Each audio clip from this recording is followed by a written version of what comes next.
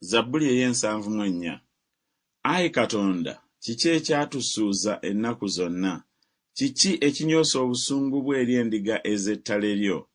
Ojjukira ekibiina kyo kye wagula edda, kye wanunula okuba ekika eky'obusika bwo n'olusozi Sayuuni lwe watuulangamu.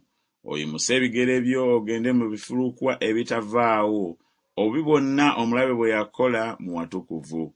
Abalabe bo bawulugumye wakati mu kibiina kyo, basimbye ebbendera zaabwe okuba obubonero. Bafaananye ng'abantu abayimusa embazzi okutema ekisaka eky'omu kibira. Ne kaakano bamenyaamenya emirimu gyawo gyonna emyole n'embazzi n'ennyondo. Bookezza omuliro awatukuvu wo, banyoomye ennyumba ey'erinnya lyo ne bagisuula wansi. Boogedde mu mitima gyabwe nti, tubazikiririze ddala bonna bonna. Bookerezza ddala amakuŋŋaaniro gonna aga Katonda mu nsi.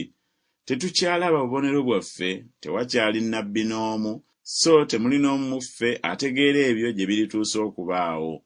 Ayi Katonda, omulaba alituusaawo okuvuma, akukyawa alivvoola erinnya lyo emirembe gyonna. Kiki ekikuddiriza omukono ogwo ogwa ddyo, oguggye mu kifuba kyo obazikirize? Naye Katonda ye kabaka wange edda n'edda lyonna, aleeta obulokozi wakati mu nsi.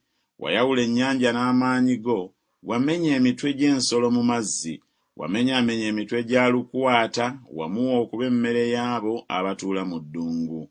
Wasalamu ensulo n'omukka, wakaza emigga eminene.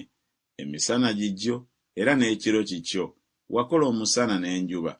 Wateekawo ensalo zonna ez'ensi, wakola ekyeya n'eddumbi.